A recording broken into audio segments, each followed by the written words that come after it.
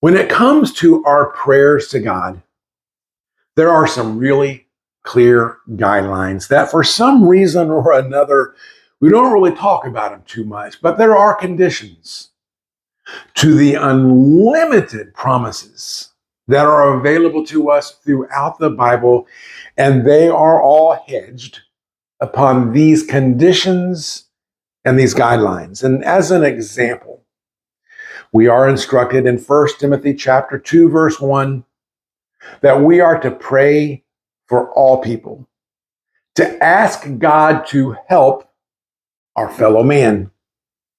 We also discover that it is possible to ask God for something and not receive it because of the condition of our heart.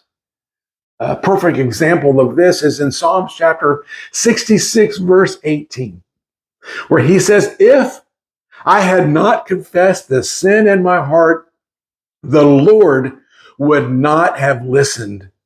And listen to James chapter 4:3 that says, "And even when you ask, you don't get it because your motives are all wrong. You only want what will give you pleasure." So one of the important guidelines that we read from these two passages of scripture is that prayers that lack sincerity and faith, they won't be heard. God judges the heart. So with that knowledge, are the prayers of a Christian that is sincere, earnest, and full of faith, are they always going to be granted? Let's look at Deuteronomy chapter 3 as an example. And it's about one of the greats whose name is listed in Hebrews chapter 11 as one of the heroes of the faith. Moses prayed that he may go over into the promised land after leading the nation of Israel to get there for 40 years. But listen to what verse 23 says. He says, "At that time I pleaded with the Lord and said, 'Please let me cross the Jordan to see the wonderful land on the other side, the beautiful hill country and the Lebanon mountains.' But the Lord told Moses to speak of it no more. Rather, he just gave Moses the opportunity to go to the mountaintop and only to be able to visually see the promised land. But he would not be permitted to go. God told him to go to his understudy Joshua and to encourage him and to strengthen him, for Joshua was the man that would lead the people into the promised land." Another example is David, King David. He desperately wanted to build a house for God. His heart was set on it, and God even praised him to be wanting to do it, but he prohibited him from building the temple. And read this in 1 Chronicles chapter 22, verse 6.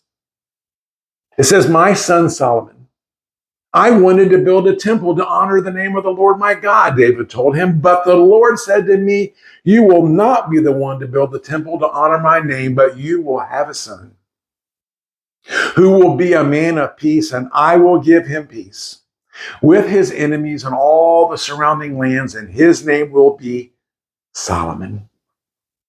So we can see here that two of the most prominent figures in all of the Bible, men of great faith, they asked God for some things that were of utmost importance to them, but they were not granted, as God had a different way.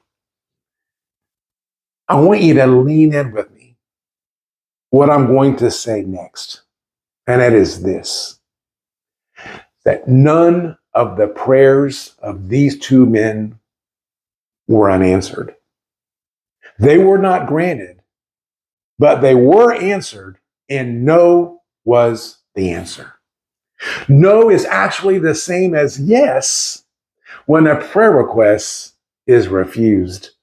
Refusal may be the only answer possible to love, wisdom, and truth. I mean, a child may cry out for a razor, and a full-grown person may cry out for something that is equally unsuitable, unsafe, and unwise for them. So no inspired prayer of faith is ever refused. No is never God's last word.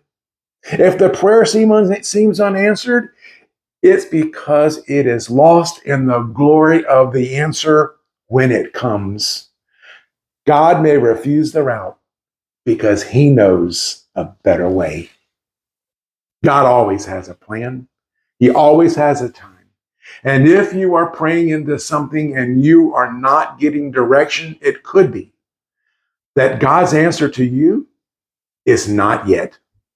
If he's telling you no, it's because he knows all things. And we have to trust in him. And that's what we call faith. Thanks so much for watching 10-Minute Lean In. Your subscriptions, your likes, your shares are truly appreciated. Thanks so much and be blessed.